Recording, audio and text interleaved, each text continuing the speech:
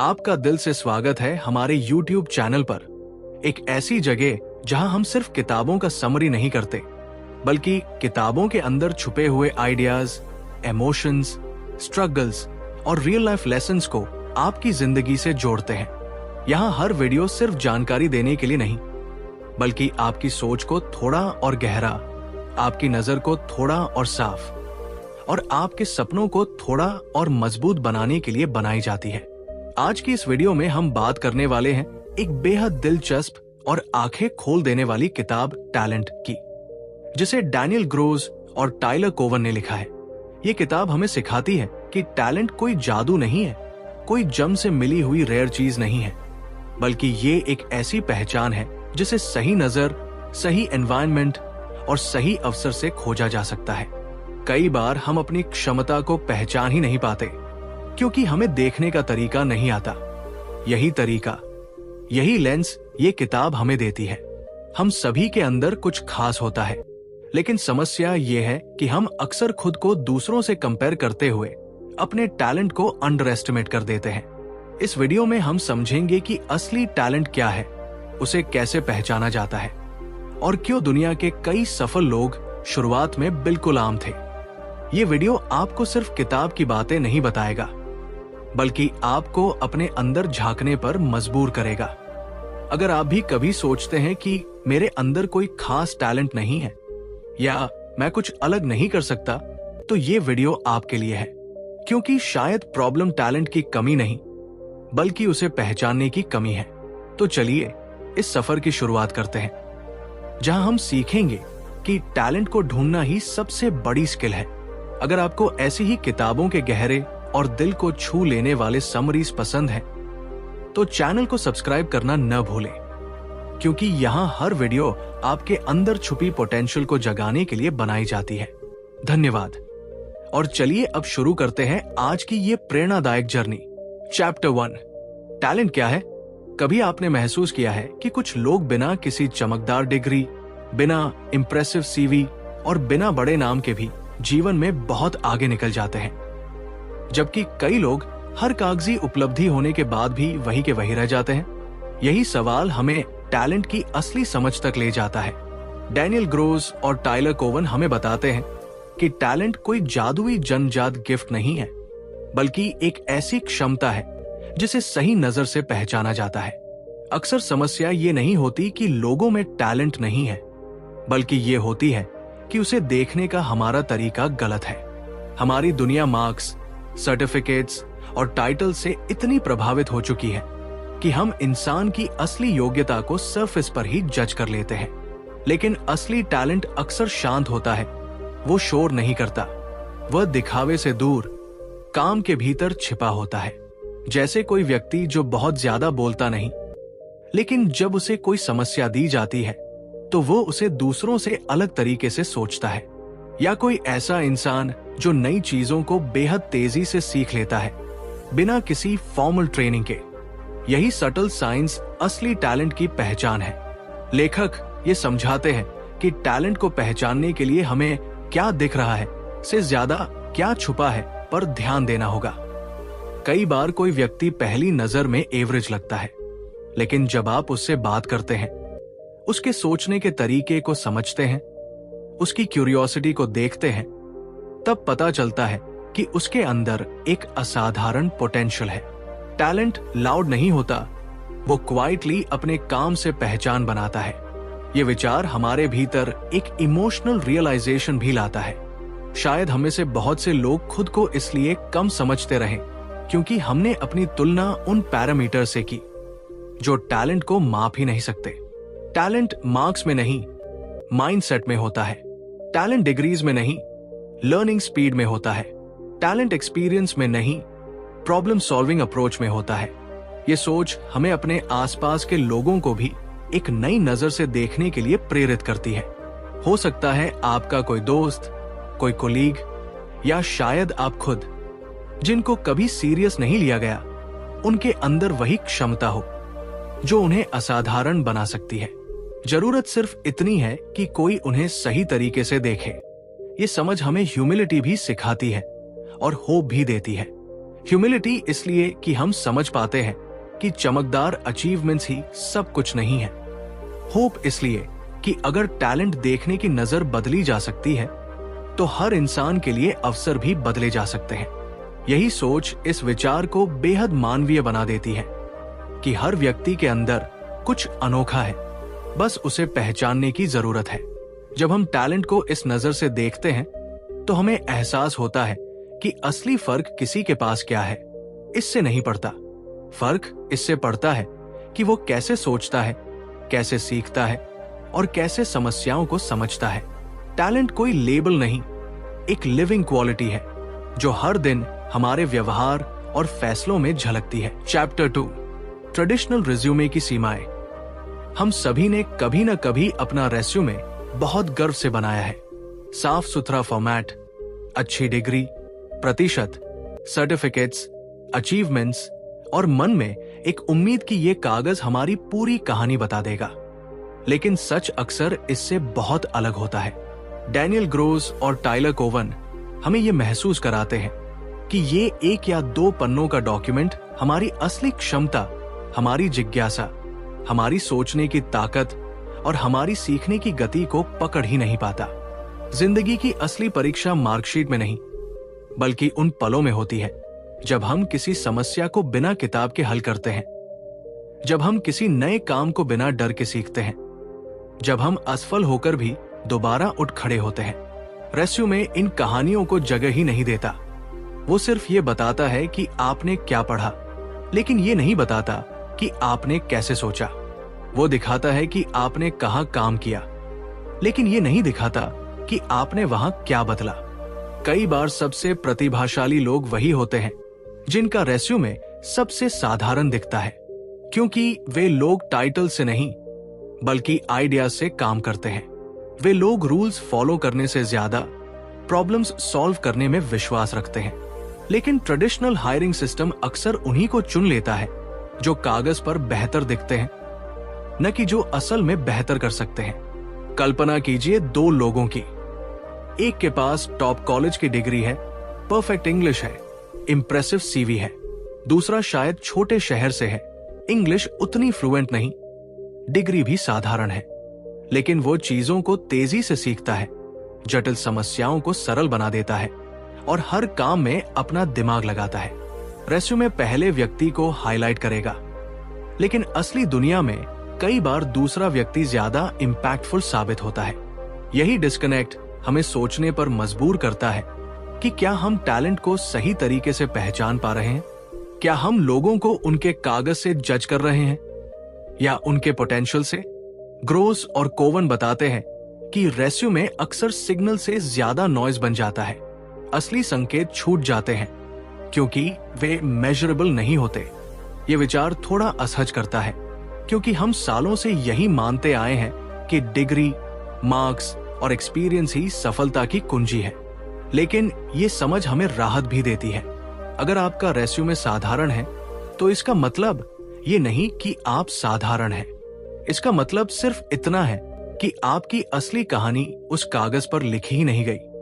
कई महान लोग, इनोवेटर्स, क्रिएटर्स और प्रॉब्लम सॉल्वर्स शुरुआत में कभी रेज्यूमे के हिसाब से परफेक्ट कैंडिडेट नहीं थे।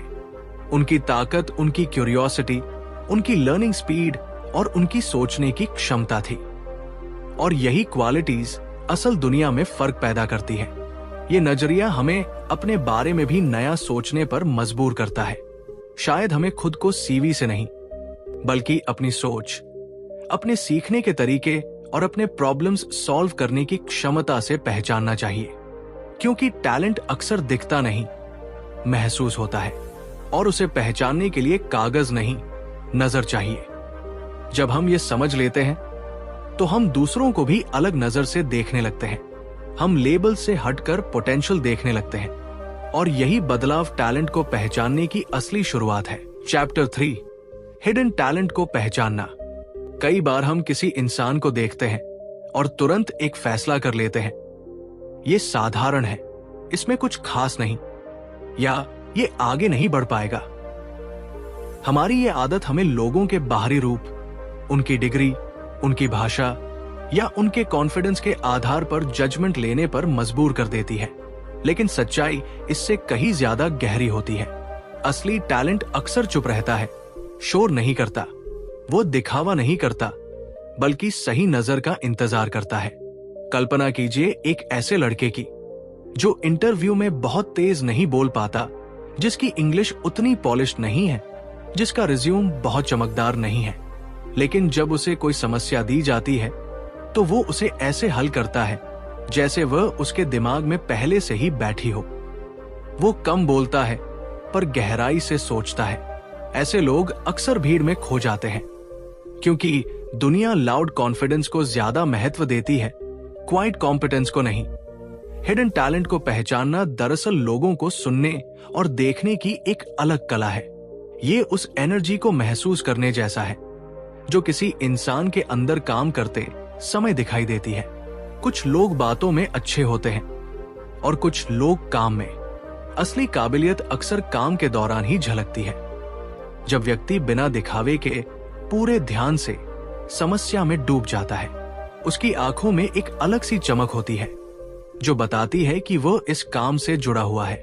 ये समझना भी जरूरी है कि टैलेंट हमेशा परफेक्ट कम्युनिकेशन, फैंसी बैकग्राउंड या हाई प्रोफाइल अचीवमेंट्स में नहीं मिलता। कई बार वो छोटे छोटे व्यवहारों में छुपा होता है, जैसे किसी का लगातार सीखने की कोशिश करना, गलतियों से घबराने के बजाय उनसे सीखना, या किसी काम को दूसरों से बेहतर समझ लेना। ये संकेत बहुत सटल होते हैं, लेकिन अगर नजर ट्रेंड हो तो साफ दिखाई देते हैं। हमारी दुनिया अक्सर सरफेस लेवल पर फैसले लेती है, लेकिन जो लोग डेप्थ में जाकर देखते हैं वही असली टैलेंट ढूंढ पाते हैं।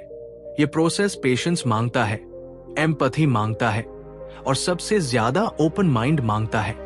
जब हम लेबल्स हटाकर इंसान को इंसान की तरह देखने लगते हैं, तब हमें उसके अंदर छुपी हुई क्षमता दिखने लगती है।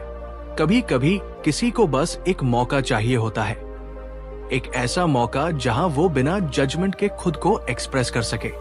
और जब वो मौका मिलता है तो वही व्यक्ति सबको चौंका देता है। हिडन टैलेंट अक्सर कॉन्फिडेंस की कमी से नहीं, बल्कि पहचान की कमी से दबा रहता है। ये सोच हमें अपने आसपास के लोगों को नए नजरिए से देखने के लिए प्रेरित करती है। शायद आपके ऑफिस में, आपके दोस्त सर्कल में या आपके परिवार में कोई ऐसा व्यक्ति हो जिसकी काबिलियत अभी तक किसी ने नहीं देखी। हो सकता है वो खुद भी नहीं जानता कि उसके अंदर क्या छुपा है। सही ऑब्जर्वेशन, सही सवाल और थोड़ी सी पेशेंस उस टैलेंट को सामने ला सकती है। जब हम लोगों को उनके पोटेंशियल के आधार पर देखने लगते हैं, न कि उनके पास्ट के आधार पर, तब एक नई दुनिया खुलती है। हिडन टैलेंट कोई दुर्लभ चीज नहीं है, वो हमारे आसपास ही है, बस हमें देखने की आदत बदलनी है। यही नजरिया किसी साधारण दिखने वाले इंसान को असाधारण बनने का रास्ता देता है, और यही समझ हमें बेहतर इंसान भी बनाती है। चैप्टर 4, क्यूरियोसिटी और लर्निंग स्पीड। कभी आपने गौर किया है कि कुछ लोग किसी भी नई चीज को देखकर घबराते नहीं, बल्कि उत्साहित हो जाते हैं। उनके अंदर एक अजीब सी बेचैनी होती है, जानने की, समझने की और सीखने की। यही बेचैनी, यही क्यूरियोसिटी उन्हें भीड़ से अलग बनाती है। डैनियल ग्रोज और टाइलर कोवन बताते हैं कि असली टैलेंट का सबसे बड़ा संकेत ये नहीं है कि कोई व्यक्ति आज कितना जानता है, बल्कि ये है कि वो कितनी तेजी से नया सीख सकता है। यही लर्निंग स्पीड भविष्य की सफलता की असली भविष्यवाणी करती है। सोचिए, दो लोग एक ही जगह से शुरुआत करते हैं। एक व्यक्ति वही करता है जो उसे बताया जाता है, दूसरा व्यक्ति हर चीज पर सवाल करता है, ऐसा क्यों और बेहतर कैसे? अगर इसे दूसरे तरीके से करे तो क्या होगा? यही सवाल उसकी सोच को गहराई देते हैं। वो सिर्फ जानकारी नहीं लेता, बल्कि उसे समझता है, तोड़ता है, जोड़ता है और नए रूप में ढालता है। उसकी क्यूरियोसिटी उसे लगातार आगे धकेलती रहती है। कई बार हमें लगता है कि बहुत पढ़ा लिखा होना ही टैलेंट है, लेकिन लेखक समझाते हैं कि असली फर्क नॉलेज में नहीं, बल्कि नॉलेज को एब्जॉर्ब करने की स्पीड में होता है। जो व्यक्ति जल्दी सीख लेता है, वो बदलती दुनिया के साथ खुद को जल्दी ढाल लेता है। यही एडेप्टेबिलिटी उसे भविष्य में आगे ले जाती है। टेक्नोलॉजी बदलती है, काम के तरीके बदलते हैं, लेकिन जो सीखने में तेज है वो कभी पीछे नहीं रहता। एक दिलचस्प बात यह भी है कि क्यूरियस लोग गलतियों से डरते नहीं। वे एक्सपेरिमेंट करते हैं, फेल होते हैं, फिर सीखते हैं। उनके लिए फेलियर कोई एंड पॉइंट नहीं, बल्कि फीडबैक होता है। वे हर अनुभव से कुछ न कुछ निकाल लेते हैं। यही आदत उन्हें धीरे धीरे एक्स्ट्राऑर्डिनरी बना देती है। आपने शायद ऐसे लोगों को देखा होगा जो हर बातचीत में कुछ नया सीखने की कोशिश करते हैं। वे सुनते ज्यादा हैं, बोलते कम। वे हर व्यक्ति, हर सिचुएशन, हर प्रॉब्लम को एक लर्निंग अपॉर्चुनिटी की तरह देखते हैं। यही माइंडसेट उन्हें ग्रोथ की राह पर रखता है। उनकी लर्निंग कभी रुकती नहीं, क्योंकि उनकी क्यूरियोसिटी कभी खत्म नहीं होती। यह भी समझना जरूरी है कि लर्निंग स्पीड सिर्फ किताबों से नहीं आती। ये आती है ऑब्जर्वेशन से, लिसनिंग से, क्वेश्चंस पूछने से, और सबसे ज्यादा खुले दिमाग से। जब इंसान अपने ईगो को साइड में रखकर यह स्वीकार करता है कि मुझे नहीं पता लेकिन मैं जानना चाहता हूं, तभी असली लर्निंग शुरू होती है। क्यूरियोसिटी इंसान को अलाइव रखती है। ये उसे हर दिन नया देखने, नया समझने और नया बनने की ताकत देती है। ऐसे लोग मोनोटनी में नहीं फंसते। वे रूटीन को भी लर्निंग में बदल देते हैं। ऑफिस का काम हो, लोगों से बातचीत हो या कोई छोटी समस्या, वे हर जगह सीखने का मौका ढूंढ लेते हैं। आखिर में बात बहुत सिंपल है। टैलेंट सिर्फ ये नहीं कि आप आज क्या कर सकते हैं, टैलेंट ये है कि आप कल क्या कर पाएंगे, क्योंकि आप आज कितनी तेजी से सीख रहे हैं। और यही फर्क एक साधारण व्यक्ति और असाधारण व्यक्ति के बीच खड़ा होता है। चैप्टर 5, ग्रिट और कंसिस्टेंसी। कभी कभी जिंदगी में हम ऐसे लोगों को देखते हैं जो बहुत ज्यादा टैलेंटेड नहीं लगते, फिर भी वे आगे निकल जाते हैं। और कुछ लोग जिनके पास बेहतरीन स्किल्स होती है, वे रास्ते में ही रुक जाते हैं। ये फर्क अक्सर टैलेंट का नहीं, बल्कि ग्रिट और कंसिस्टेंसी का होता है। यही वो अदृश्य ताकत है जो साधारण क्षमता को असाधारण परिणाम में बदल देती है। सोचिए एक ऐसे व्यक्ति के बारे में जो रोज थोड़ा थोड़ा सीखता है, रोज थोड़ा सा बेहतर बनने की कोशिश करता है। बाहर से देखने पर उसका प्रोग्रेस बहुत धीमा लगता है। कोई ड्रामेटिक चेंज नहीं दिखता, कोई ओवरनाइट सक्सेस नहीं होता, लेकिन महीनों और सालों के बाद वही छोटी छोटी कोशिशें एक बड़ी दूरी तय कर लेती है। यही कंसिस्टेंसी की असली ताकत है। ये शोर नहीं करती, ये क्वाइटली काम करती है। कई बार हम शुरुआत बड़े जोश से करते हैं, मोटिवेशन हाई होता है, प्लान्स बड़े होते हैं, ड्रीम्स चमकते हैं, लेकिन जैसे ही मुश्किलें आती हैं, डिस्ट्रैक्शंस आते हैं, रिजल्ट्स देर से मिलते हैं, हमारा उत्साह कम होने लगता है। यहीं पर ग्रिट की जरूरत पड़ती है। ग्रिट वो क्वालिटी है जो कहती है, चाहे हालात जैसे भी हो, मैं रुकूंगा नहीं। ये इमोशनल स्ट्रेंथ है जो फेलियर्स के बाद भी हमें दोबारा खड़ा होने की हिम्मत देती है। एक छात्र को याद कीजिए जो किसी कॉम्पिटिटिव एग्जाम की तैयारी कर रहा है। शुरुआत में वो बहुत एक्साइटेड होता है, लेकिन धीरे धीरे सिलेबस का बोझ, मॉक टेस्ट्स में कम मार्क्स और दूसरों की प्रोग्रेस देखकर उसका कॉन्फिडेंस डगमगाने लगता है। अगर वो सिर्फ टैलेंट पर भरोसा करे तो शायद बीच में हार मान ले, लेकिन अगर उसके अंदर ग्रिट है तो वो हर गिरावट के बाद उठेगा, अपनी स्ट्रैटेजी सुधारेगा और रोज वही रूटीन दोहराएगा। यही कंसिस्टेंसी उसे अंत में सफलता के करीब ले जाती है। ग्रिट हमें सिखाती है कि असली परीक्षा मुश्किल समय में होती है, जब कोई देख नहीं रहा होता, जब तारीफ नहीं मिलती, जब प्रोग्रेस दिखाई नहीं देती। उस समय भी जो व्यक्ति अपने काम पर टिका रहता है, वही आगे जाकर अलग दिखता है। कंसिस्टेंसी वह पुल है जो सपनों को हकीकत से जोड़ता है। कई सफल लोगों की कहानियां देखें तो उनमें एक कॉमन पैटर्न मिलता है। उन्होंने एक्स्ट्राऑर्डिनरी काम इसलिए नहीं किया क्योंकि वे सबसे ज्यादा गिफ्टेड थे, बल्कि इसलिए क्योंकि वे सबसे ज्यादा टिके रहे। वे रोज आए, रोज सीखा, रोज मेहनत की। जब बाकी लोग थक कर रुक गए, वे चलते रहे। यही छोटी सी आदत उन्हें अलग बनाती है।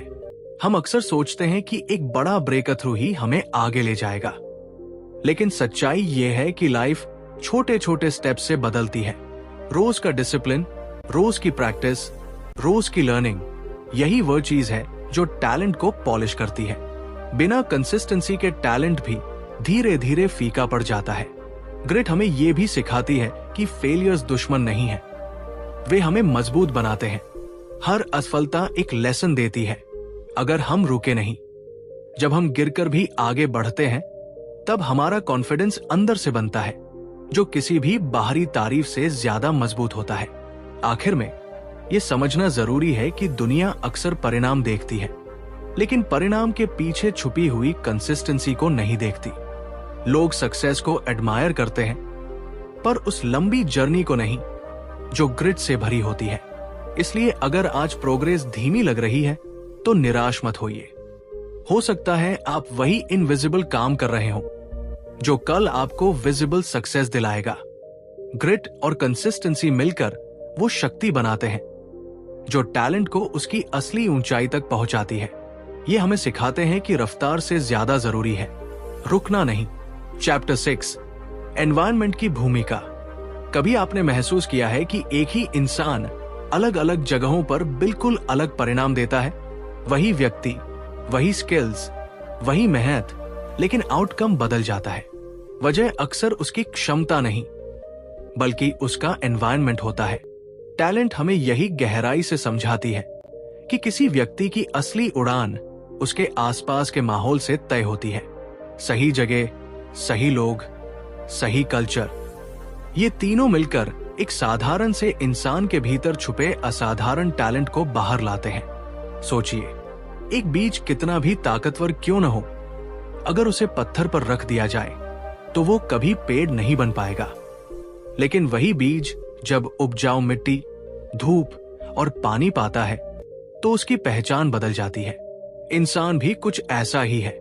कई लोग खुद को एवरेज समझते रहते हैं, सिर्फ इसलिए क्योंकि उन्हें कभी ऐसा माहौल नहीं मिला जहां उनकी क्यूरियोसिटी को जगह मिले, उनकी गलतियों को सीखने का मौका समझा जाए और उनकी सोच को सुना जाए।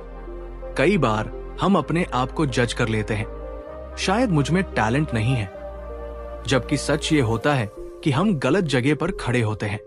एक क्रिएटिव दिमाग अगर रिजिड सिस्टम में फंस जाए तो वो धीरे धीरे खुद पर शक करने लगता है। वही दिमाग किसी ओपन, सपोर्टिव और एक्सपेरिमेंटल कल्चर में पहुंच जाए तो आइडियाज की बारिश होने लगती है। फर्क इंसान में नहीं, माहौल में होता है। ये समझना भी जरूरी है कि एनवायरनमेंट सिर्फ फिजिकल स्पेस नहीं है, ये उन लोगों का व्यवहार है जो हमारे आसपास है, वो लैंग्वेज है जो हम रोज सुनते हैं, वो एक्सपेक्टेशंस है जो हम पर रखी जाती है। अगर आपके आसपास ऐसे लोग हो जो आपको कॉन्स्टेंटली मोटिवेट करें, आपकी ग्रोथ में इंटरेस्ट ले और आपकी मिस्टेक्स पर हंसने के बजाय आपको समझाएं, तो आप अनजाने में ही बेहतर बनने लगते हैं। कई सफल लोगों की कहानियों में एक कॉमन चीज मिलती है, उन्हें किसी समय पर सही एनवायरनमेंट मिला, किसी मेंटो ने उन पर भरोसा किया, किसी टीम ने उन्हें एक्सपेरिमेंट करने दिया, किसी कल्चर ने उन्हें दबाया नहीं बल्कि उभारा। यही सपोर्ट सिस्टम टैलेंट को कॉन्फिडेंस देता है, कॉन्फिडेंस से परफॉर्मेंस आता है और परफॉर्मेंस से पहचान। यह भी सच है कि टॉक्सिक एनवायरनमेंट सबसे बड़े टैलेंट्स को भी तोड़ देता है।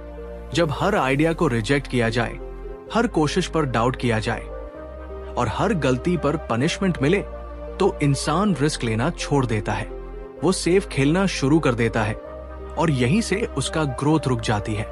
इसलिए जरूरी है कि हम अपने लिए ऐसा एनवायरनमेंट चुने जो हमें एक्सपैंड करे, श्रिंक नहीं, जहां हमारी आवाज सुनी जाए, जहां लर्निंग को वैल्यू मिले और जहां फेलियर को एंड नहीं, प्रोसेस माना जाए।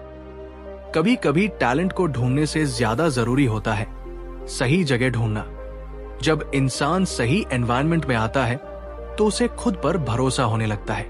उसे एहसास होता है कि वह जितना सोचता था उससे कहीं ज्यादा कर सकता है और यही एहसास उसके भीतर सोए हुए टैलेंट को जगाता है। Chapter 7, right questions, right hiring.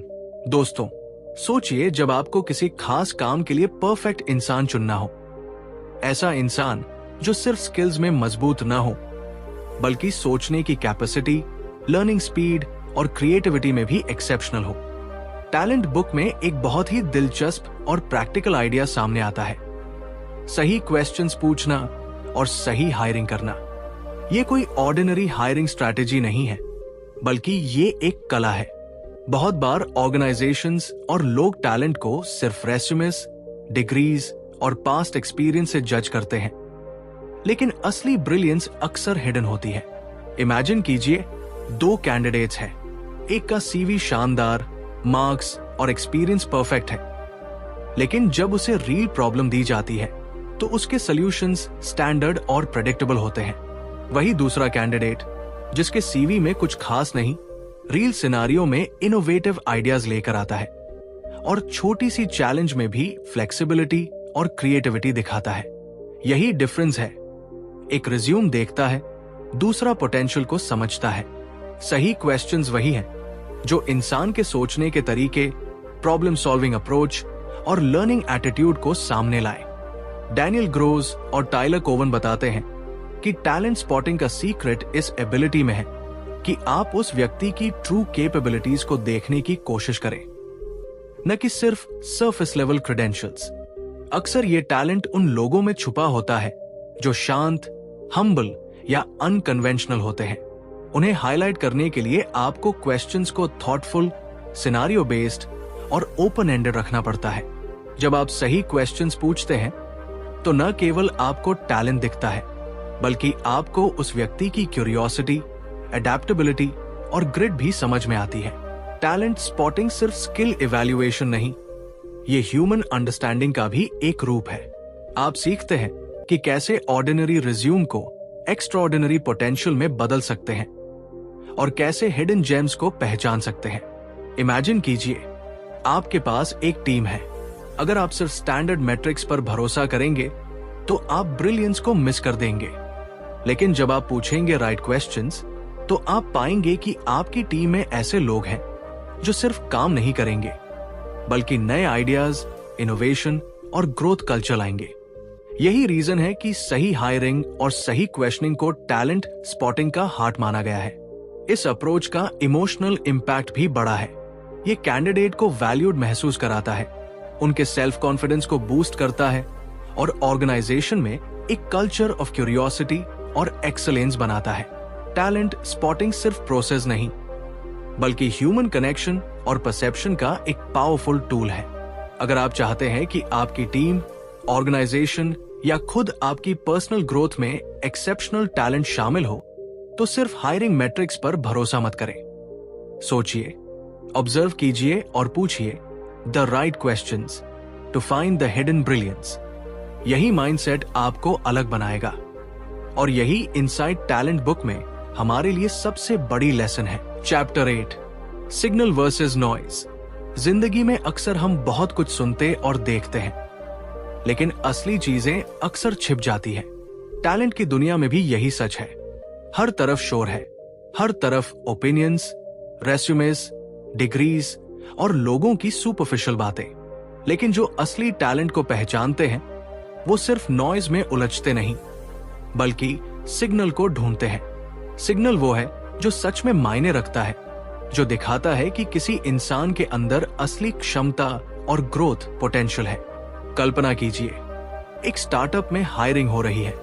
एक कैंडिडेट के पास बड़ी बड़ी डिग्रीज है, अवार्ड्स हैं और रेफरेंसेस हैं, सब लाउड और फ्लैशी। लेकिन हायरिंग मैनेजर जो सिग्नल को पढ़ना जानता है, वो देखता है कि कैंडिडेट ने छोटे प्रोजेक्ट्स में कैसे क्रिएटिविटी दिखाई, कठिन परिस्थितियों में कैसे प्रॉब्लम सॉल्व की और अपनी क्यूरियोसिटी से क्या नया सीखने की कोशिश की। यही वो चीज है जो बाकी शोर में छुपी रहती है और यही बताती है कि असली टैलेंट कहाँ है। हम अक्सर अपने चारों तरफ की सुपरफिशियल चीजों में फंस जाते हैं। सोशल मीडिया के लाइक्स, एक्कलेड्स और लोगों की बातें हमें भ्रमित कर देती है, लेकिन सिग्नल वही है जो कंसिस्टेंट एफर्ट, रैपिड लर्निंग और असली कंट्रीब्यूशन दिखाता है। इसे पहचानना आसान नहीं होता, क्योंकि ये कभी लाउड नहीं होता। ये छोटे एक्शंस, बिहेवियर पैटर्न्स और प्रॉब्लम सॉल्विंग अप्रोचेस में छुपा होता है। किताब हमें यह भी समझाती है कि सिग्नल को पकड़ने की कला पेशेंस और ऑब्जर्वेशन मांगती है। ये इंस्टेंट जजमेंट्स या फर्स्ट इंप्रेशंस पर नहीं आती।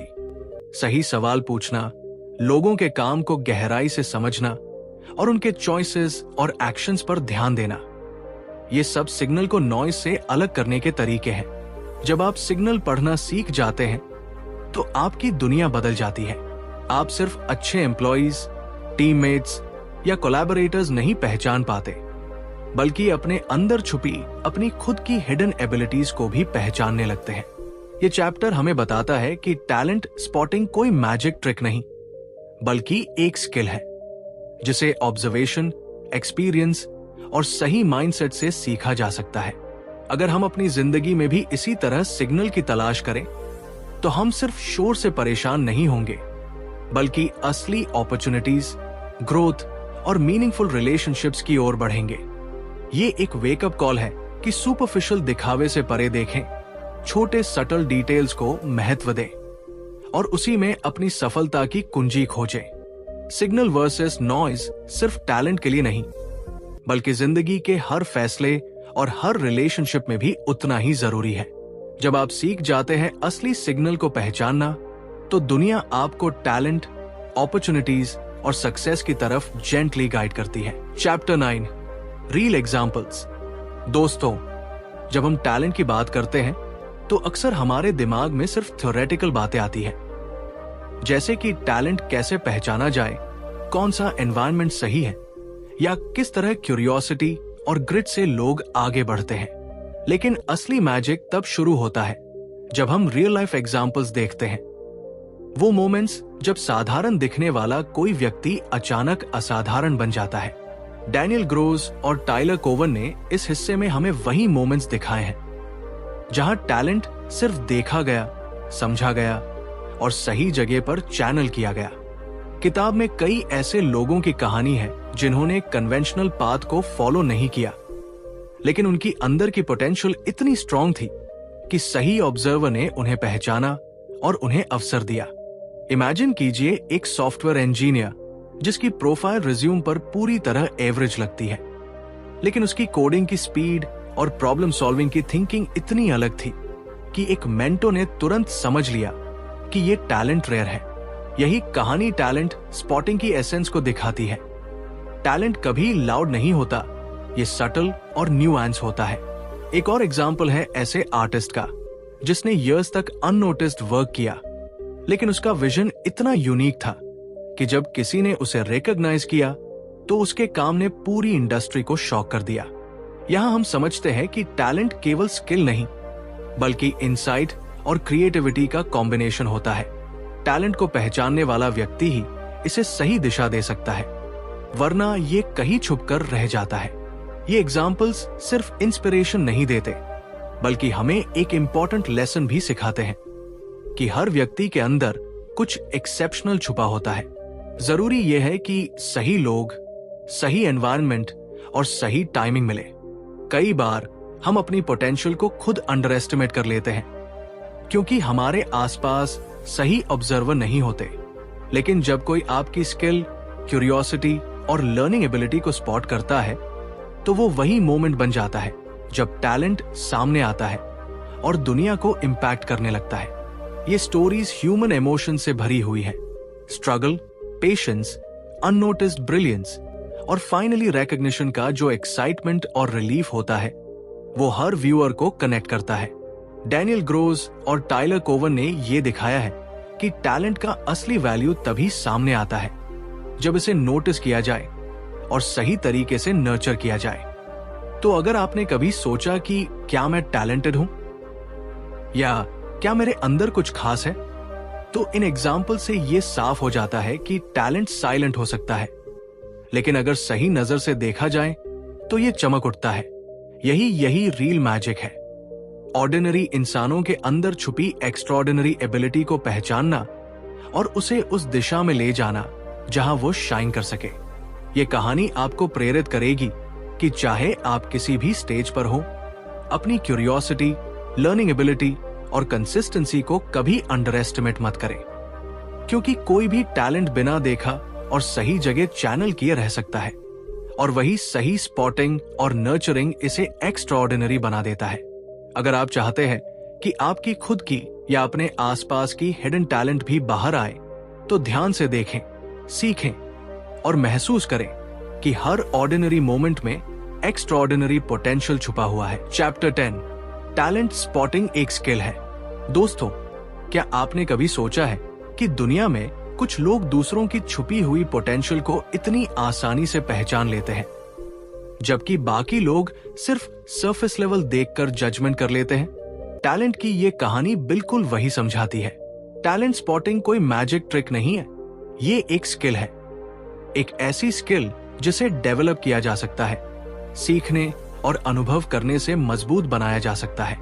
जब हम किसी को देखते हैं, अक्सर हमारा ध्यान उनके क्वालिफिकेशंस, रिज्यूम या फर्स्ट इंप्रेशन पर जाता है, लेकिन असली टैलेंट तो उनके छोटे छोटे एक्शंस, उनके क्यूरियोसिटी, उनके सवाल पूछने के तरीके और उनके सोचने की गहराई में छुपा होता है। डैनियल ग्रोज और टाइलर कोवन बताते हैं कि ये स्किल वही लोग सीख पाते हैं जो पेशेंस, ऑब्जर्वेशन और एम्पैथी के साथ दूसरों को समझने की कोशिश करते हैं। ये बस नंबर्स या ग्रेड्स नहीं देखते, बल्कि बिहेवियर, प्रॉब्लम सॉल्विंग अप्रोच और लर्निंग स्पीड पर नजर रखते हैं। किताब में कई ऐसे एग्जाम्पल्स हैं जो दिल को छू जाते हैं।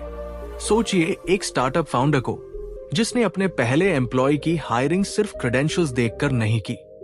उसने देखा कि उस व्यक्ति में नए चैलेंजेस के प्रति एक्साइटमेंट है, सवाल पूछने का तरीका है और लर्निंग एटीट्यूड है।